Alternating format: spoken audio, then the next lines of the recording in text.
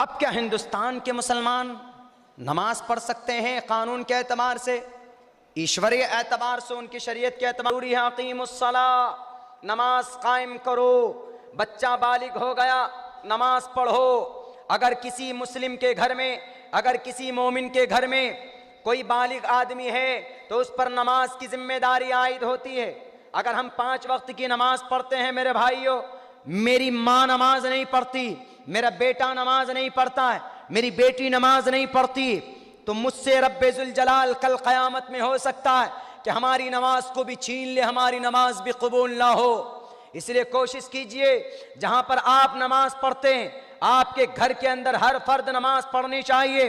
क्यों? अल्लाह का कुरान कहता है वअमुर अहलका, नमाज का ऑर्डर करो अपने बीवी को, अपने बच्चों को, अपनी फैमिली के लोगों को कि खुद भी नमाज पढ़ते हो, खुद भी तबलीग में अगर जाते हो तो तबलीग में जो चीज़ सीख कर आते हो अपने घर के अंदर सबसे पहले उसका निफाज करो, उसका ऑर्डर करो। वअमुर अहलका बिस्सलाती, नमाज का ऑर्डर करो।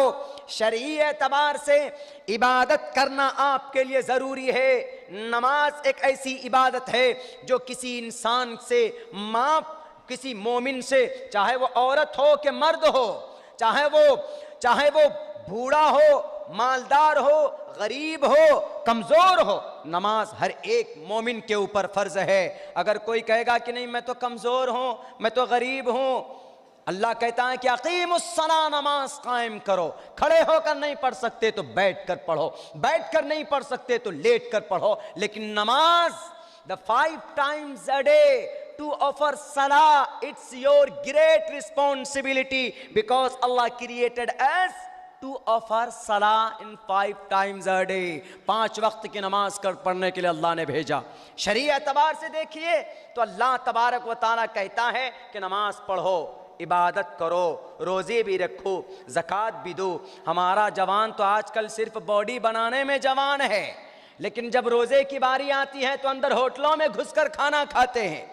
लेकिन मैं यहाँ के जवानों का बहुत बहुत शुक्रगुजार हूँ कि बड़ा खूबसूरत जलसा आपने मुनाकिद किया है। मेरे नौजवानों, आप इस मिल्लत की तकदीर हैं, आप इस धरती के समझिए कि मक्खन है, मक्खन। अगर आप सही रास्ते पर आ जाएं, आपने थोड़ी मेहनत की, नौजवानों ने कितना खूबसूरत राष्ट्रीय एकता सम्मेलन, खूबसूरत उन्वान के तहत ये प्रोग्राम ऑर्गेनाइज किया गया। इसी तरीके पर अगर आप अल्लाह तबारक व तआला की शरीयत पर अमल करने पर आ जाएं, हर जवान नमाजी बन जाए ताकि आपकी जवानी का सही इस्तेमाल हो, सोशल काम के अंदर आगे बढ़ जाएं, सर पर टोपी हो, चेहरे में दाढ़ी हो, सुन्नत रसूलुल्लाह आपकी शक्ल के अंदर हो, तो मेरे भाइयों जालिम बादशाह आपके ऊपर कभी मुसल्लत नहीं हो सकता। और फिर कल क़यामत में आप रुस्वा भी नहीं होंगे। क्या बॉडी फिल्टरो, सलमान खान के पीछे भागने वालों, कहां गई तुम्हारी जवानी? वन शबाबिही फीमा अफना, जवानी कहां पर फना करके आए? बॉडी बनाने में चला गया या सेल्फी लेने में चला गया? नहीं, नमाज की पाबंदी जरूरी कीजिए। ऐसी चीज है नमाज, अगर आप चोरी भी करते हैं, अगर आप चुगलखोरी भी करते हैं, गीबत भी करते हैं, हालांकि ये कबाइर गुनाहों में से है, लेकिन पाबंदी से नमाज पढ़ते हैं तो नमाज एक ऐसी चीज़ है कि आपको बुराइयों से रोक देगी। नमाज इन्नस्सलात तनहा अनिल फ़हशाइ वल मुनकर। तो शरीयत पर अमल करना अल्लाह का ऑर्डर। क्या हमको हिंदुस्तान का संविधान मना करता है? नहीं मना करता।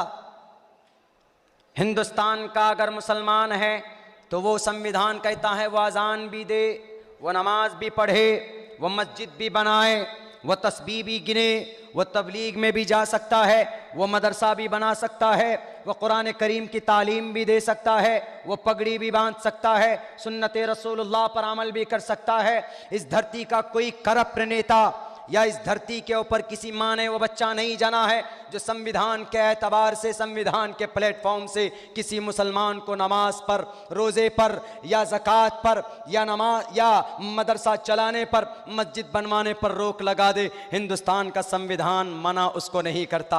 हाँ, वहीं पर अगर कोई हिंदू भाई है तो क्या उनको मंदिर में जाने से हिंदुस्तान का संविधान मना करता है? बिल्कुल नहीं। क्या वो सुबह सवेरे अपने मंदिर के अंदर घंटा बजा सकते हैं? जी बजा सकते हैं। क्या वो गायत्री मंत्र पढ़ सकते हैं? जी वो पढ़ सकते हैं। क्या वो तीर्थ यात्रा में जा सकते हैं? जी वो जा सकते हैं। क्या वो गंगा स्नान करने के लिए जा सकते हैं? जी वो जा सकते हैं। उसको मना नहीं करता कौन? हिंदुस्तान का संविधान। और अगर वो सिख भाई हैं तो क्या उनको भी अमृतसर जाने के लिए, गोल्डन टेम्पल में जाने के लिए कोई संविधान मना करता है? बिल्कुल नहीं मना करता है। मूल मंत्र पढ़ने से मना करता है संविधान? बिल्कुल नहीं करता। डॉक्टर भीमराव अंबेडकर ने एक एक्ट बनाया, कौन सा? Article number 25, freedom of convenience and free profession and practice propagation of religion, it's Indian constitutions article 25। Hindustan के संविधान का आर्टिकल नंबर 25 कहता है कि कोई भी इस देश के अंदर किसी को भी अपने अपने धर्म के ऊपर अमल करने से कोई नहीं रोक सकता। हर आदमी आजाद है। मैं नमाज पढ़ना चाहता हूं तो नमाज पढ़ सकता हूं। मैं अगर मुसलमान हूं, अगर हिंदू बनना चाहूं अपनी मर्जी से तो बन सकता हूं। अगर कोई हिंदू भाई है वो मुस्लिम बनना चाहे अपनी मर्जी से तो बन सकता है। ये इस देश के अंदर इस संविधान ने आजादी दी, कोई किसी को मना नहीं कर सकता। हिंदू धर्म के अंदर अगर कोई आदमी साष्टांग करना चाहे, नमाज पढ़ना चाहे, श्री रामचंद्र जी ने हनुमान को जो तरीका बताया था, प्रथमादारका जीववादियो दिदियन मुजियते तृतीयानन को डला कार्य चतुर्थर देव चंद्र का पंचम मिणदो संयुक्ता। हनुमान सीधे खड़े हो जाना ईश्वर की भक्ति के लिए, थोड़ा सा झुक जाना यानी रुकू करना, फिर उसके बाद तृतीयानन को डलाकार, तीसरे नंबर पर कुंडली मार कर बैठ जाना यानी कायदा तशहुद में बैठना, कायदा ऊला करना, चतुर्थर देव चंद्र का, चौथे नंबर पर क्या करना? थोड़ा झुकना यानी रुकू करना, पंचम विनिदो संयुक्ता, पांचवें नंबर पर आखिर के अंदर बैठकर अमन और शांति की दुआ प्रे करना ईश्वर और गॉड से। मना नहीं करता संविधान, किसी को मना नहीं करता। अगर कुछ लोग बोलते हैं बेलगाम का घोड़ा, अगर अपनी ताकत और सत्ते के नशे में अगर कोई बोलता है कि नहीं इस देश के अंदर मुसलमानों को नमाज नहीं पढ़ने दिया जाएगा, या इस देश के अंदर बहुजन समाज को किसी मंदिर में नहीं जाने दिया जाएगा, या इस देश के अंदर किसी फिरके को पूजा नहीं करने दिया जाएगा, तो आपको अधिकार नहीं। आप कह सकते हैं उनको, उनकी हाथ पकड़कर कहिए तुम कौन होते हो? तुम इस देश के संविधान से बड़े नहीं हो। उसको पढ़कर सुनाइए कौन सा आर्टिकल नंबर 25, कि जब आर्टिकल हमको इजाजत देता है, संविधान हमको अपने अपने धर्म के मुताबिक इजाजत देता है इस देश के ऊपर अपने धार्मिक एतबार से इबादत करने का, तो तुम कौन सी चक्की का आटा खा कर आए हो हमको मना करने के लिए? किस बाप ने तुम्हें इजाजत दी? नहीं मना कर सकते तुम, इसलिए कि to freedom of expression and free practice on the grounds of religion, अपने अपने धर्म के मुताबिक इस देश के अंदर हर आदमी को आजादी दी गई है, वो अमल कर सकता है। किसी को इजाजत नहीं है कि वो मना कर दे।